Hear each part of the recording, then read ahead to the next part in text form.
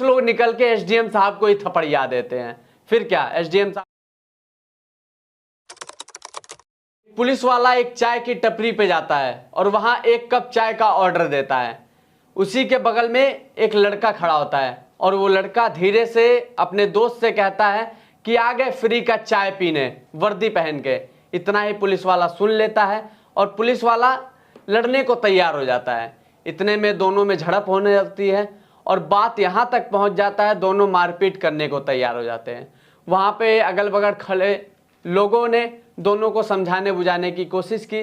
कड़ी मशक्कत के बाद दोनों समझते हैं, बूझते हैं और पुलिस वाला उधर चला जाता है और लड़का इधर चला जाता है। इतने में लड़का निकलने लगता है, लेकिन उसके अंदर खुंदस तो थी ही। उसके अंदर ये खुंदस थी कि एक पुलिस वाला होके मेरे को कैसे मारने को तैयार हो गया। उसकी नज़र एक खौलती हुई तेल की कढ़ाई पे पड़ती है। वो लड़का वहां जाता है और कढ़ाई उठा के पुलिस वाले के ऊपर फेंक देता है। अब जलती हुई तेल पुलिस वाले के ऊपर पड़ते ही वो पूरी तरीके से झुलस जाता है और पुलिस वाला वही तुरंत गिर जाता है और तड़फड़ाने लगता है। वहाँ के जो मौजूद लोग होते हैं वो पुलिस वाले को अस्पताल भर्ती कराते हैं, लेकिन इतनी सनसनी फैलते ही लोग उस लड़के को मारने को तैयार हो जाते हैं। दरअसल बात यहीं तक नहीं थमी थी, कुछ दूरी पर 2 मर्डर हो जाता है और वो मर्डर कहीं ना कहीं पूरी तरीके से उस जिले में ही नहीं पूरे राज्य में सनसनी फैला देता है। सुनते ही लोगों की वहां भीड़ बढ़ जाती है, सैकड़ों लोग वहां आ जाते हैं। उन लोगों को काबू में पाने के लिए पुलिस बल तैनात होती है और वहां एसडीएम साहब आते हैं। एसडीएम साहब फिर भीड़ को नहीं रोक पाते और भीड़ में से कुछ लोग निकल के एसडीएम साहब को ही थपड़िया देते हैं। फिर क्या, एसडीएम साहब को वहां से निकलना पड़ता है। नमस्ते, मैं अश्विनी श्रीवास्तव, आप देख रहे हैं द नेक्स्ट पोस्ट। ये मामला ज्यादा दिन का नहीं है, अभी 2 से 3 दिन का ही मामला है। ये मामला छत्तीसगढ़ के सूरजपुर का है। एक पुलिस वाले की ड्यूटी रात में गश्ती के समय लगती है।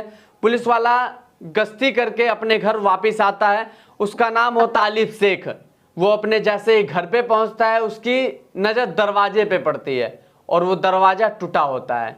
इतना देखकर उसके अंदर कई तरह की सवाल पैदा होते हैं, क्योंकि उस घर के अंदर एक 6 साल की बेटी और उसकी बीवी होती है। वो इतना देखते ही पूरी तरीके से परेशान हो जाता है। खिड़की से झांक के देखता है तो देखता है घर के अंदर सारा सामान फैला हुआ नजर आता है। वो घर के अंदर घुसता है, फिर और अंदर जाता है तो उसको कुछ खून के छींटे नजर आते हैं अगल बगल। वो इतने में ही घबरा जाता है और फिर अपने बड़े अधिकारियों को फ़ोन करता है और बताता है कि किस तरीके से मेरे घर में सारा सामान फैला हुआ है और खून की कुछ छींटे नजर आ रहे हैं और मेरी बेटी और मेरी बीवी घर में नहीं है। इतना सुनते ही उस पुलिस वाले के बड़े अधिकारी भी आते हैं, जैसे कह लें एसओ, सीओ और भी अनेकों तरह के अधिकारी वहां पहुंचते हैं और छानबीन करते हैं, लेकिन उसकी बीवी और उसके बच्चे का कुछ पता नहीं चलता। लगातार छानबीन बढ़ती जाती है, पुलिस फोर्स तैनात होती है और उसके घर से लगभग 5 किलोमीटर दूर एक नहर होता है और नहर के बगल में उसकी बीवी और उसकी बच्ची का अर्धनग्न अवस्था में लाश पाता है। इतना देखते ही सारे पुलिस वाले चौंक जाते हैं और वो भी पूरी तरीके से घबरा जाता है, वो वहीं बेहोश हो जाता है। इतने में लोगों का हुजूम वहाँ बढ़ता है, लोगों की संख्या बढ़ती है, लोग आते हैं, सारी चीज़ें देखते हैं और लोगों के अंदर एक आक्रोश पैदा हो जाता है और लोग के अंदर भय भी पैदा हो जाते हैं। आखिरकार इस तरीके से किसने ये इन दोनों लोग का हाल किया। लोगों की लगातार भीड़ बढ़ती रह जाती है। भीड़ में से एक आवाज़ निकलती है, कुलदीप साहू। अब इतना सुनते ही पूरी भीड़ कुलदीप साहू के घर पहुंच जाती है और कुलदीप साहू के घर जाके वहां तोड़ फोड़ करने लगती है। इतना देखते ही पुलिस वाले पूरी तरीके से ये सोचते हैं कैसे कुलदीप साहू के घर वालों को बचाया जाए। पुलिस वाले कुलदीप साहू के घर में जाते हैं, वहां से जितने भी घर में लोग मौजूद होते हैं सबको पकड़ के बाहर लाया जाता है और वहां से लोगों को हटा दिया जाता है, ताकि गुस्साई भीड़ उन लोगों को कोई परेशानी ना कर दे या फिर उन लोगों की जान ना ले ले। इतना सुनते ही फिर जितने भी भीड़ होती है वो कुलदीप साहू के गोदाम पे पहुंच जाती है। और बता दूं, कुलदीप साहू उस सूरजपुर के एरिया में सबसे बड़ा कबाड़ी वाला यानी जो कबाड़ी का गोदाम चलाता है वो होता है। जैसे अगल बगल के क्षेत्र से जो कबाड़ी वाले होते हैं वो सारी चीज़ें लाके वहाँ पे कुलदीप को देते हैं, यानी कह लें कि बेचते हैं। तो वहाँ पे सबसे बड़ा कारोबारी कुलदीप होता है। कुलदीप के घर के आगे ट्रक लगी होती है, बहुत सारी गाड़ियाँ लगी होती हैं। लोग गुस्साई भीड़ उस गाड़ी को, गोदाम को, ट्रक को, सबको जलाने लगती है और कोतवाली के सामने सड़क जाम कर देती है और लगातार नारेबाजी करती है। इसको सुन के छत्तीसगढ़, पूरा राज्य, पूरा जिला दहल उठता है और बड़े बड़े अधिकारियों तक ये बात पहुंच जाती है और अधिकारियों से फिर वहां के कप्तान यानी एसपी, डीएम, एसडीएम सब पे दबाव पड़ने लगता है और ये कहा जाता है जल्दी से जल्दी इस गुस्से को किसी तरीके से रोको, नहीं तो बहुत बड़ा समस्या खड़ा हो सकता है। वहां मौके पर एसडीएम साहब पहुंचते हैं। एसडीएम साहब भीड़ को रोकने का प्रयास करते हैं और समझाने का प्रयास करते हैं कि पुलिस की जांच चल रही है, आप लोग घबराइए मत। इतने में क्या, जो भीड़ होती है उसमें से कुछ लोग निकलते हैं और एसडीएम साहब को भी झपड़िया देते हैं। फिर क्या, जब पुलिस वाले ये देखते हैं कि हो सकता है ये भीड़ एसडीएम साहब को भी ना छोड़े और एसडीएम साहब को भी रौंद दे, इस तरीके की चीजें सारा रिपोर्ट बता रही है। कुछ न्यूज़ अखबार जो होते हैं वो बता रहे हैं कि इस तरीके की चीजें वहां पे हुई थी। फिर एक तेज तर्रार पुलिस वाला उसमें से आता है और एसडीएम साहब को उस भीड़ से बाहर निकाल देता है ताकि एसडीएम साहब को कोई दिक्कत ना आ सके। एक तरफ भीड़ पूरी तरीके से उमड़ी हुई थी, लोगों के अंदर गुस्सा था, वहीं दूसरी तरफ पुलिस की छानबीन चल रही थी। पुलिस की छानबीन में यह पता लगता है जब विसर्जन के दौरान एक पुलिस वाले जिनका नाम होता है घनश्याम, वो ड्यूटी करके आते हैं और एक चाय की टपरी पे आते हैं। वहां चाय वाले को कहते हैं कि मुझे एक कप चाय दो। इतने में बगल में वो कुलदीप साहू पहुंच जाता है और कुलदीप साहू कहता है कि आ गए फ्री की चाय पीने, वर्दी पहन के। इतना सुनते ही पुलिस वाले के अंदर गुस्सा आता है और वो लड़ने के लिए तैयार हो जाता है। दोनों में लड़ाई होती है और यहां तक कि मारपीट तक दोनों उतर जाते हैं। फिर वहां जो लोग मौजूद होते हैं वो दोनों लोगों को समझाते हैं, बुझाते हैं और दोनों को अलग कर देते हैं। घनश्याम उधर चले जाते हैं अपना चाय पीने के लिए और साहू इधर आ जाता है। जब साहू वहां से निकलने लगता है तो साहू की नजर एक उबलती हुई तेल की कढ़ाई पे पड़ता है और उसके अंदर गुस्सा था ही, और वो उबलती हुई तेल की कढ़ाई उठा के पुलिस वाले यानी घनश्याम के ऊपर डाल देता है। इतना ही घनश्याम के ऊपर जब डालता है तो घनश्याम की चीख पुकार निकलने लगती है, घनश्याम वहीं गिर जाते हैं। इतने में उनको उठा के हॉस्पिटल भेजा जाता है और बड़े अधिकारियों तक एक बात पहुंचती है। अधिकारी इस चीजों की छानबीन करते हैं, आखिरकार वो व्यक्ति था कौन जिसने तेल की कढ़ाई इनके ऊपर फेंक दी। इतने में उस जांच टीम में एक और व्यक्ति होते हैं जिनका नाम होता है शेख। तालिब शेख भी उस टीम के जांच का एक हिस्सा होते हैं, जांच करते रहते हैं। इतने में सोचते हैं कुलदीप मिले तो उसकी गिरफ्तारी कर लें।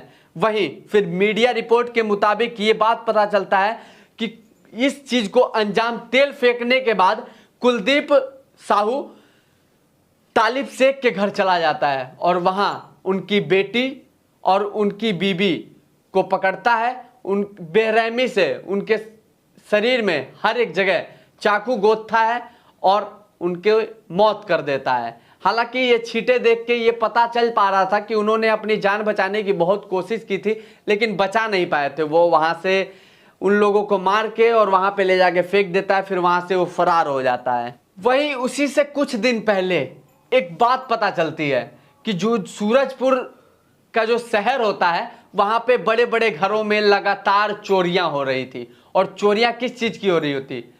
महंगे महंगे सामानों की। चोरी का सामान बेचने वाला कौन था?